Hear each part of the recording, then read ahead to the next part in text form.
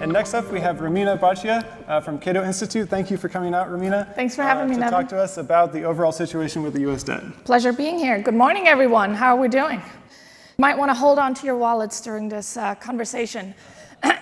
What I want to do this morning is give you a bit of a rundown of where we are with the U.S. fiscal situation, just a little bit of history of how we got here, talk about what's driving the United States toward a debt crisis, some of the politics that we're facing that pose barriers to resolving that debt crisis before we go off the fiscal cliff. And then I'm going to tee up this afternoon's roundtable conversation with some of the options that are on the table that we can dive into further. If you want to stay in the loop on what's happening with US fiscal policy, the Debt Dispatch is on Substack. It's free, and it is the #1 fiscal newsletter read by members of Congress. It's also read by agency heads like the CBO director, so this is going to be a good resource for you going forward. So let's dive right in. The public debt, US public debt. What you're looking at on this graphic is the debt that the United States has borrowed in credit markets as a percentage of GDP or the size of the US economy. This does not include the debts that the United States has implicitly assumed, such as the Social Security or Medicare trust funds, or any federal employee or military trust funds where the US government owes government benefits or pension benefits that haven't yet been borrowed. So this is just the money that the government has pulled out of credit markets so that it could spend it itself. Economists consider this the more relevant measure of debt to GDP than you might have heard the gross national debt, which is like $36 trillion right now. This measure is about $30 trillion right now, still a sizable sum, especially if you consider that we accumulated this debt over the past 250 years. To kind of foreshadow where we're heading right now, over the next 10 years, Congress is already locked in without any major economic crises, without any new war expenditures. Things are getting more volatile. And without Congress authorizing any new spending over the next 10 years, we are locked in to borrowing an additional $20 trillion over the next 10 years. If this big bill passes, that amount will likely go up by about 25% to $25 trillion. So just to put that into context, we've borrowed $30 trillion, and it took us 250 years to do so. And now we're talking about borrowing $25 trillion over just the next 10 years. We have a problem. You see a little bit of a historical perspective here as well. The last time debt was as high as it is right now was immediately following World War II. So Krugman will say, we don't need to worry about the debt because look, it was this high before and we brought it down. Why wouldn't we bring it down now? Very different context.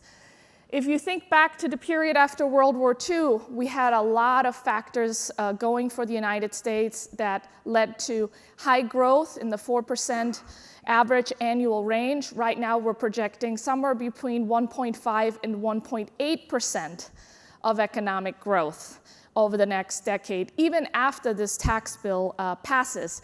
So probably can't rely on growth as much. The United States government ran primary budget surpluses because of the war spend down. So unfortunately, right now, we don't have any temporary spending to wind down because what's causing the increase in the debt over the next 30 years, as seen in this chart, is actually programs like Medicare, Social Security, Medicaid, and interest costs on our debt, which are locked into law right now. Congress doesn't have to pass any more laws, and the spending just automatically goes out the door. We also, after World War II, had a huge inflow of new workers into the US economy. Basically, anyone who was fighting the war came back. Women started working in much higher numbers during the war and continued after, we right now have a policy of actually kicking many workers who want to come here out. The United States already has a declining population if it weren't for immigration. So if we're going to have a more restrictive immigration policy, that's not going to help us bring that debt down either.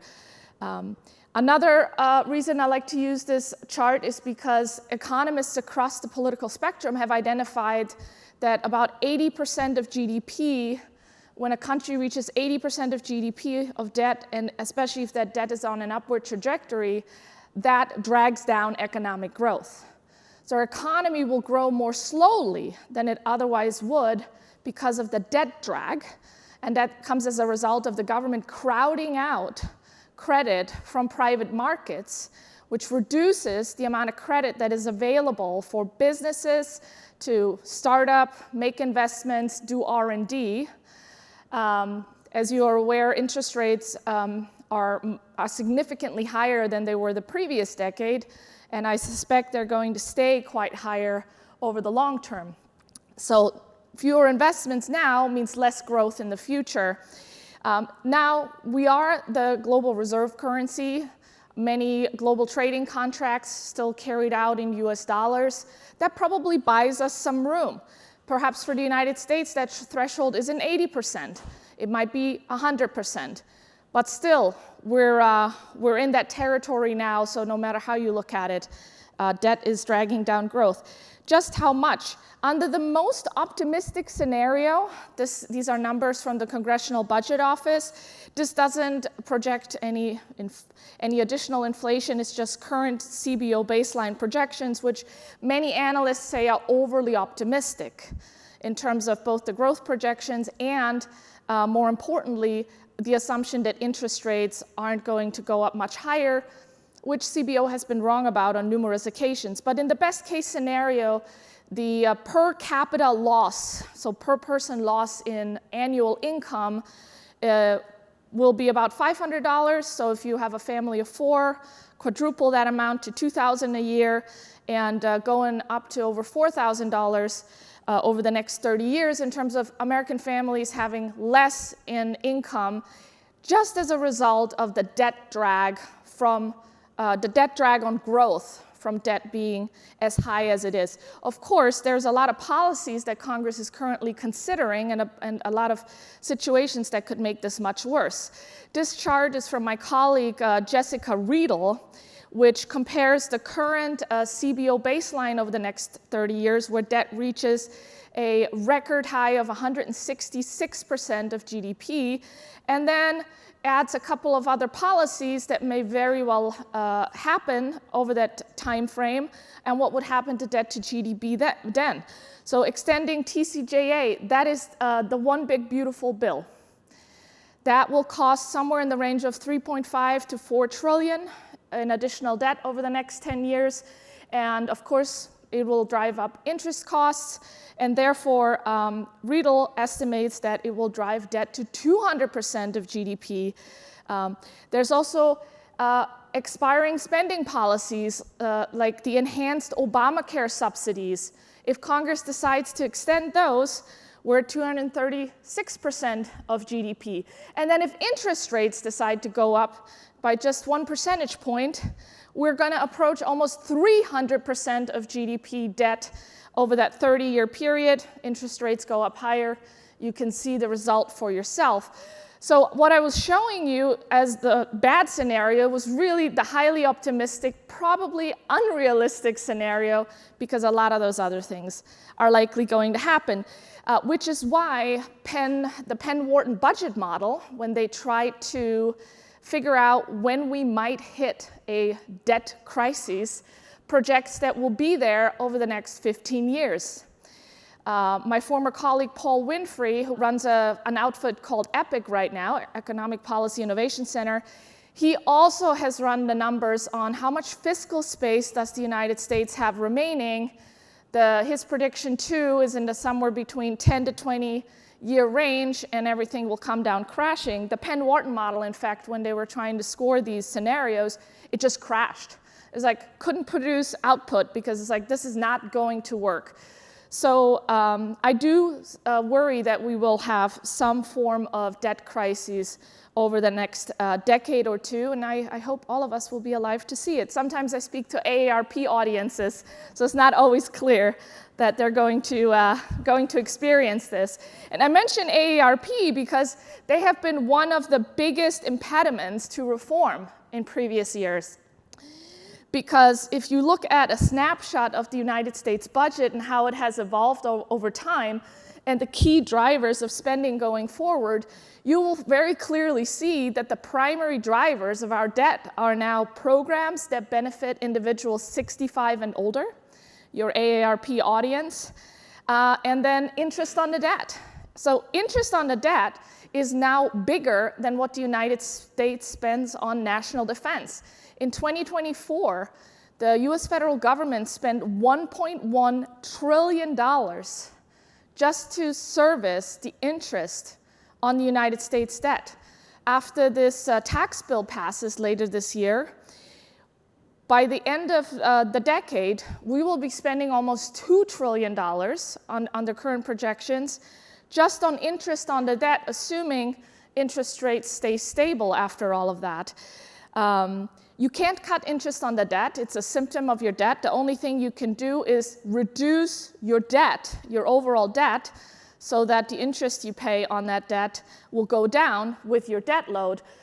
Alternatively, you could send a really strong signal to markets that the United States is serious about reining in its unsustainable fiscal situation, that we're going to make progress, whether that's through spending cuts, tax increases, or a combination of the two. If we could get Congress to commit to a debt stabilization plan that seemed credible and feasible, that could reassure US bondholders that we're going to be good for the money that they've lent to us, and we're not going to inflate it away. And that might help bring interest costs down, because it would make the United States, again, more attractive as a place to invest and for folks who want to hedge to hold US currency. But absent that, interest on the debt is just kind of locked in. We've signed up for the debt, so we got to pay the interest. A lot of the debate that happens in Congress happens around this lower category here called discretionary spending. Half of that is defense spending. The other half are things like the Department of Education, Department of Transportation, et cetera, veterans benefits. So DOGE was meddling in this category right here. But as you can see, that category has been declining significantly, basically since 1963 being at a high point.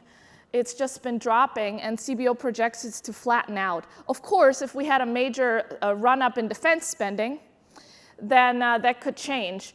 But the reason discretionary spending has been declining as a share of GDP is because it is the only part of the budget that Congress has to vote on an annual basis. And right now it makes up only 27% of the budget.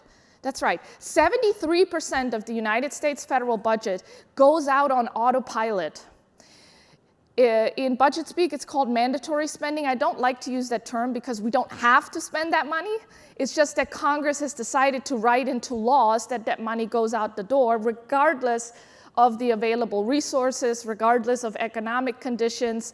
Congress has to actively change those laws, or that money goes out the door, even if Congress just went to the Bahamas for the rest of the year and never took another vote. That money is going out the door.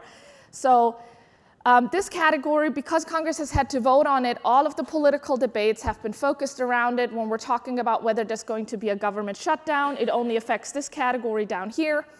And so the part that Congress actually has tried to control, they've done a pretty good job, actually. The problem is they don't vote on any of these other programs that are growing rapidly. So going back to 1935, with major expansions in the 1950s and further expansions in the 1970s, Congress basically put Medicare and Social Security on the horizon and then set their trajectory on autopilot, making unfunded promises to, at the time, the generations, with politicians reaping the voting benefits from those decisions. And now today's politicians don't feel responsible, maybe they shouldn't be, for programs that they didn't put in place, for which they didn't set the statutes, but they're now asked to take the political hit from telling people, hey, that money that we promised you, those health benefits, turns out we don't actually have the money to pay for them, so we're going to need to cut them back. It's a bit like, they don't feel responsible, so they don't want to take the political hit. But those are the major drivers of spending now. In fact, while the population 65 and older makes up about 16–17% of the overall population, the federal budget primarily caters to their interests. About 40% of all federal spending benefits individuals 65 and older. And they are correspondingly active at the voting booths.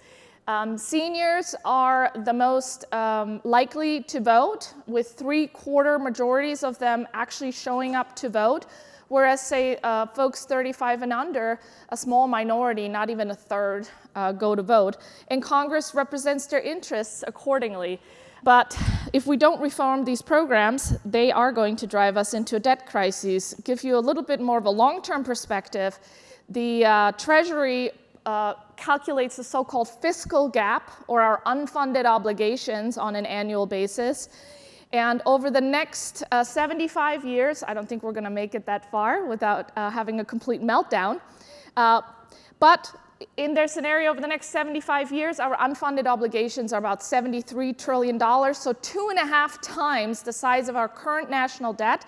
And that is in present value terms, meaning the amount of money we would need to invest today at prevailing Treasury bond rates in order to be able to cover that unfunded obligation without making any spending or tax changes. Obviously, we don't have that money, and that's not going to happen. But that's kind of how you can think about that, because it doesn't include interest or anything like that. And in the left bars, you can kind of see the spending we'll be doing and the biggest drivers of that spending over the next 75 years. So you can see Social Security is the biggest category, followed by Medicare, and then everything else is smaller. And on the right side of that column, you can see like the taxes the government is going to collect. If you look at the taxes collected for Medicare and Social Security and then compare it to the spending we're going to do on those programs, you will see that the entire fiscal gap, 107% of the unfunded obligation are entirely due to Medicare and Social Security. Social Security's unfunded obligation is $25 trillion. That's if you credit Social Security with the trust fund assets, which are no such thing, they're just IOUs. So really, Social Security's unfunded obligation is $28 trillion, almost as large as our entire national debt right now, $30 trillion. And then Medicare is actually twice, the unfunded obligation for Medicare is twice as big as Social Security. So that's really the elephant in the room that we have to get a hold of. But both of these programs cater to those 65 and older, which is why it's so incredibly difficult to make changes to them. Okay, what if we say, you know what? We're probably not going to do entitlement reform. I mean, seriously, politicians ever going to do that? What about taxes? Can we just raise taxes? Okay, let's look at taxes for a little bit. So over the course of US history, regardless of sort of the tax rates that we've had, because we've had very high marginal tax rates, especially on higher income earners, then those were cut in later years. What you can see is that the government has been able to roughly collect 17 to 18% on average in tax revenues from our current tax system. Meanwhile, spending obviously is growing much faster. So tax revenues have been fairly stable with some ups and downs, primarily due to economic fluctuations, with spending now being on a steep upward trajectory. I got to testify, and I think, Dave, you were with me at that time, and the Congress asked the Democratic witnesses, okay, what do you think is the max amount of revenue if we just did all of your wish list of tax the rich stuff that we might be able to collect with our current tax system? Even the Democratic witnesses said, maybe 20% of GDP. Jessica Riedel, who I mentioned earlier, did an analysis of if you squeezed every last penny out of the rich, How much more might you be able to get in additional tax revenue? Also thinks it's going to be about 2% of GDP. So somewhere in the 20 to 21% of GDP range, but you also have to know that you are reducing economic growth while you're doing that and making an already highly progressive tax code much more progressive. The only real way you can get this revenue figure up is by introducing an entirely new system of taxation. What do I mean? A value-added tax. I'm originally from Europe, where pretty much everything you buy has a 20% tax slapped on top of it, because you basically have to find a way to tax your lower and middle income people more in order to get more money for the government. If you want to do that, you most likely are going to have to adopt a consumption tax, which will also depress your economic growth because it will reduce consumption in turn. But that's basically what it would take if you wanted to close that gap with taxes, which is what European countries have been doing. There comes a significant cost with that. It looks like less innovation. People have less discretionary income to spend on the things that they care more about. And they become even more dependent on the government, because if you take more of their money that they're currently using to provide for themselves, save for their futures, et cetera, then they're going to have to rely more heavily on government, so it becomes this self-defeating cycle. But that is an option we're looking at. I said the US tax code is already highly progressive. How progressive? Well, if you look at the orange shaded area, that's the top 1% of income earners. They earn about 22% of so-called adjusted gross income, taxable income, basically. And they pay 40% of the total income tax burden.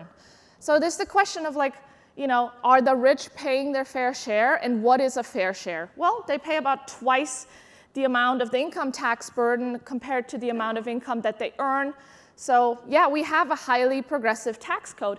You have to go all the way to the left here, to the dark shaded category, to see the bottom 50% of income earners. That's half of the United States population. They earn about 11.5% of total income. Yes, we do have income inequality, it's very obvious, but they pay almost none of the tax burden. The top 10% of earners pay about 70% of the entire income tax burden. This is why there is a limit to how much you can squeeze out of the wealthy. We've already squeezing them pretty hard, so there's just not that much more money at the very top. So you're talking broad-based taxation of lower and middle income people. Is that really going to happen, though? What can we learn from previous episodes where the government has come out from under massive debt burdens, like World War II, for example? There's a really interesting paper that has come out that is trying to dispel the myth that the United States was just able to grow its way out of that debt, because there is that common myth. And yes, economic growth helped significantly to get the United States out from under the World War II debt, but it was not the major factor.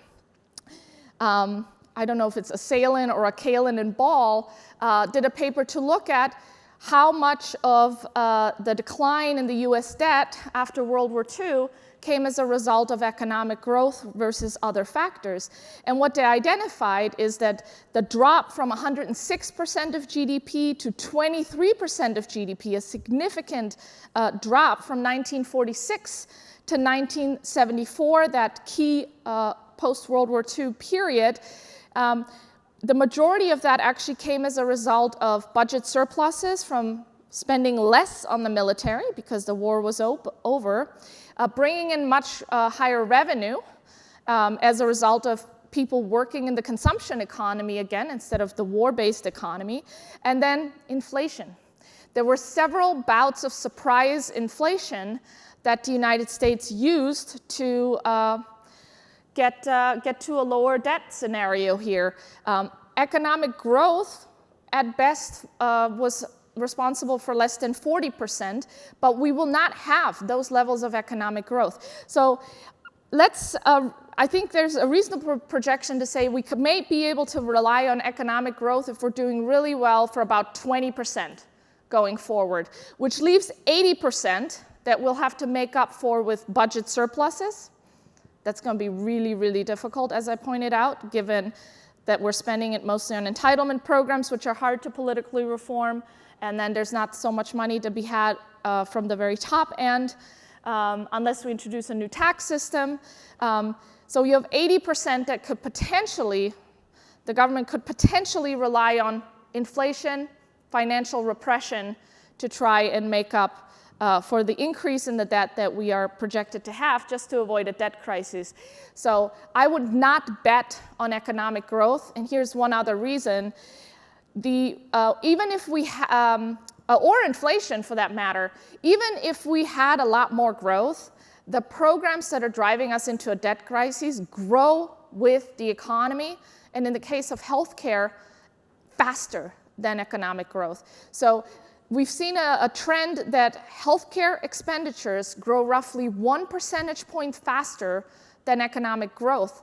Healthcare is, in this case, acting like a luxury good, whereas people become wealthier, they spend more on healthcare. It's not clear that where it's going to level out. We've been spending more and more on healthcare as that becomes the thing that people care most about as they get wealthier, wanting to live longer, healthier lives. The problem is that we're running healthcare on a free-for-all buffet where the government has absolutely no budget constraint except what it's able to extract from the economy to just pay whatever people consume in the form of Medicare and Medicaid, and we're moving more and more people onto those government rolls, either because they're aging into Medicare or because of expansions for who is eligible for Medicaid. So we can't grow our way out of the healthcare cost problem. Most likely it will just continue to grow faster than the economy, and we don't know if it's ever going to stop. And then with Social Security, it's actually indexed to grow with the economy, because initial Social Security benefits when someone first applies is not based on what they paid in taxes. That is a myth.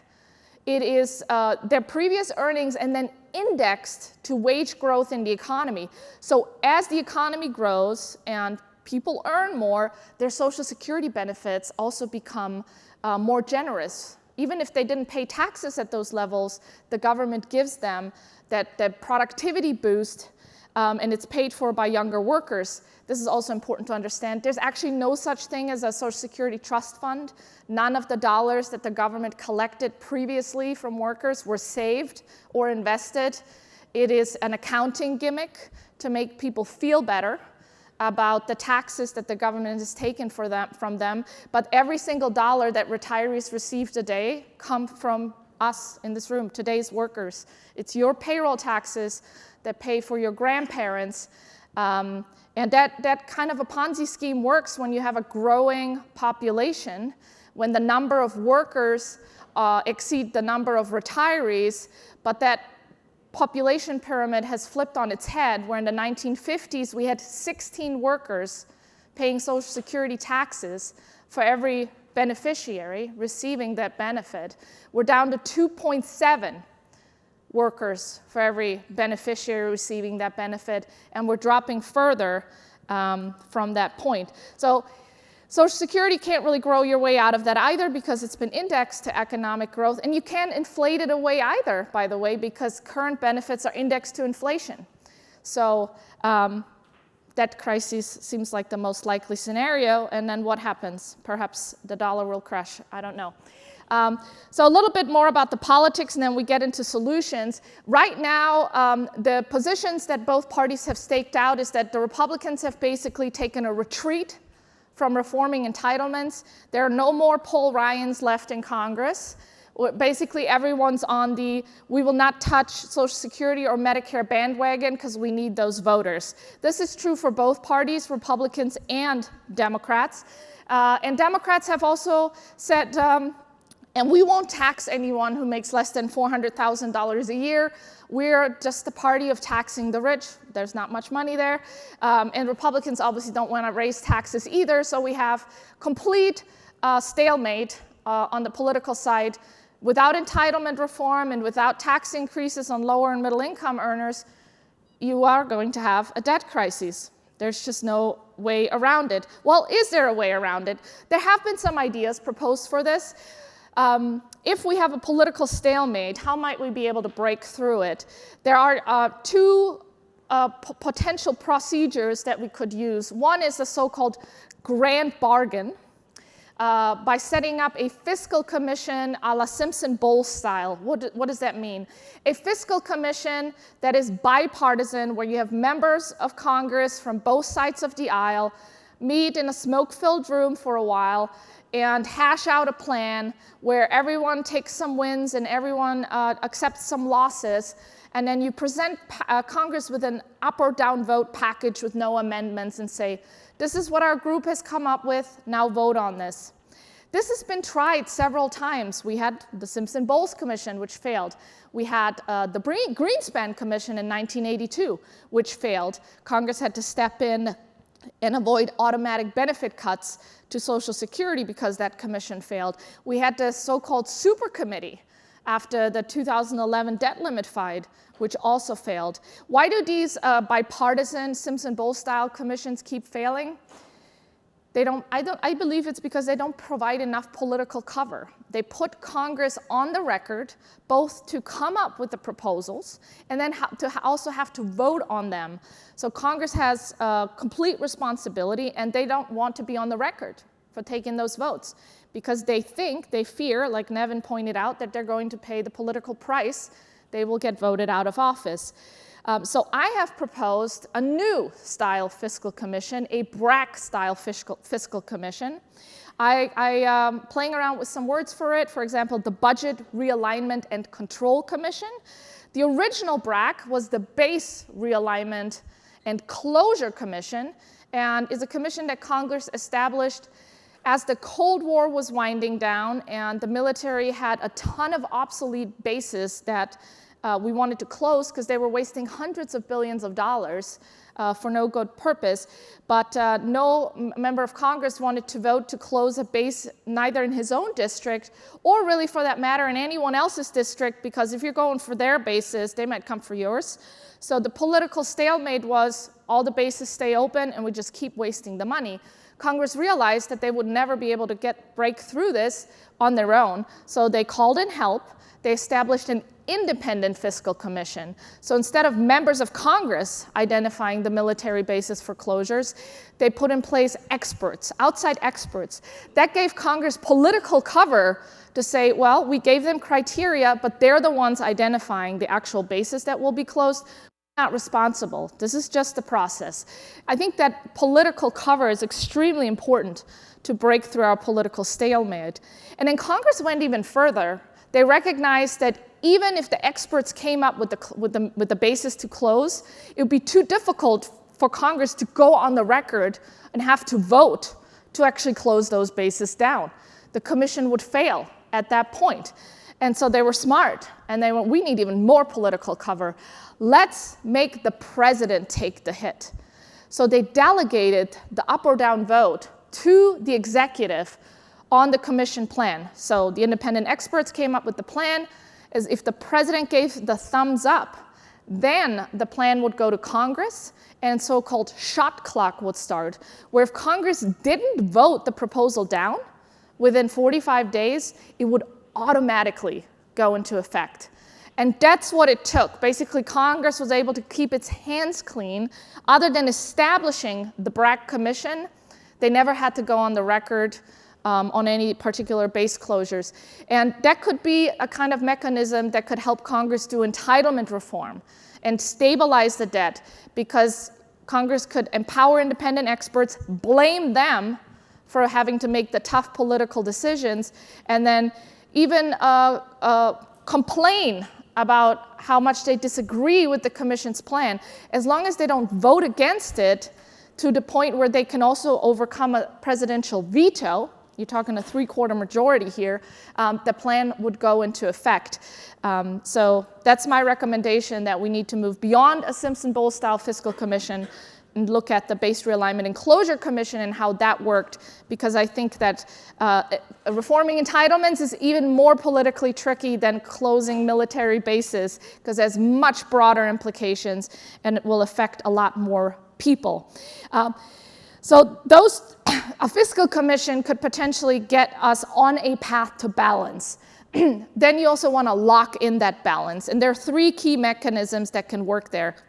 A so-called debt break, which exists in Switzerland and Germany. for example, and that is like a smart balanced budget amendment. It is counter-cyclical, so it goes with the business cycle, recognizing that during economic crises, Congress is going to want to spend more. We're going to have less revenue coming in. If you have a fixed balanced budget amendment, that is going to be really difficult to maintain, especially during crises. So you kind of want to be able to run deficits during crises, and then you want to run surpluses during economically good times to pay down those deficits that you ran during the crisis. The Swiss and German style models are also smart because they don't require balance. They try to aim for balance over the business cycle, but they actually limit spending or deficits. In the Swiss case, they limit spending, how much the parliament can authorize in spending. In the German case, it's a deficit limit. So basically, what's within Congress's control rather than the outcomes of those decisions. So I'm a big fan of these debt brake mechanisms. Again, they won't get you to balance, but once you're at balance, you can try to sort of lock it in so you don't end up in the place where we are at again. Balanced budget amendment, which I think Dave is going to talk about more this afternoon, generally refers to no government borrowing except for certain exemptions like emergencies, wars, etc. A lot of states have budget amendments of this style. It's probably too tight for the federal government, which is why I'm a bigger fan of the debt brake. But you could also structure a debt brake and call it a balanced budget amendment. You just have to design it properly. And then statutory spending caps. We've had those many times in US history, most recently in 2011. Mostly Congress has only imposed them on discretionary spending because that's the part of the budget they vote on annually, so it's much easier to stay within spending limits, but also that's not the part of the budget that's growing rapidly, so if you cap that, you really don't get that much of a benefit other than restraining the growth in the scope of government, which is also important. Plans like this that would expand spending caps have been introduced by, for example, Senator Rand Paul. It used to be called the penny plan, but that's no longer enough to get you to balance, so I think it's now the nickel plan or the 6-cent solution. Statutory spending caps, of course, other than different from a balanced budget amendment that would be constitutional, Congress can also just vote to ignore or waive. So that's one of the downsides of taking that approach. The upside is Congress can just vote a limit in place. They don't have to go through a constitutional convention. They don't have to get a new amendment ratified. But it also means that they can just as quickly vote it away. What I'm hoping we can talk about more this afternoon as well are some of the specific solutions that we might look at to avoid inflation and dollar collapse, and what's really on the table when it comes to the kinds of revenue options and spending options that we have available to resolve this situation, and which of these might be politically palatable, even if a BRAC-style commission were to put them forward so that Congress wouldn't vote against them. And you have everything from supply-side growth reforms, basically things that increase revenues without raising taxes, because you make the economy grow faster, from deregulation to immigration reform, to R&D and other incentives that could boost productivity. We should probably also look at our tax base. We don't necessarily have to raise tax rates, but if we close some loopholes, we could do so-called base broadening, where more income is subject to taxation because you get rid of distortionary loopholes that in many cases exist primarily for political reasons. I already talked a little bit about adding a new layer of tax, a so-called carbon tax, or maybe a value-added tax that could bring in more revenue from consumption instead of the income tax system. Harder to evade, especially when it comes to consumption taxes. The primary way of evading it is either to pay for things under the table or not buy things. And then, my least preferred option, raising income tax rates. The marginal effects of that, of course, you're reducing economic growth. So not a big fan of that. By the way, one of the so-called simple solutions that people propose for Social Security is just raise the cap. this idea that the payroll tax cap, if you're familiar with that, it applies to roughly $170,000 of income and not beyond that. The reason for that is because people also only get credit for their Social Security taxes up until that limit. So it's a sensible limit to make sure we don't pay benefits in excess of $200,000 a year to some people. I think our current Social Security benefits are already excessive, so there is a lot of room, I believe, to reduce spending by reducing benefits, especially for higher earners in Social Security. A high-earning couple can collect $110,000 from Social Security a year. I think that's absurd.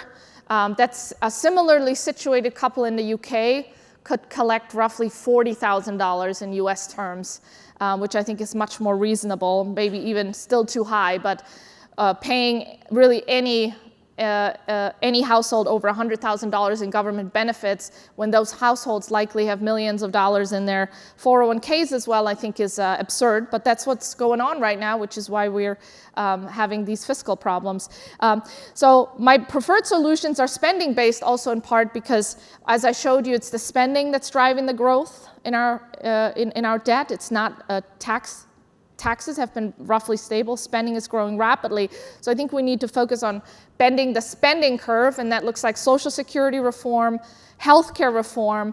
There's a little bit on the welfare side, but not that much spending.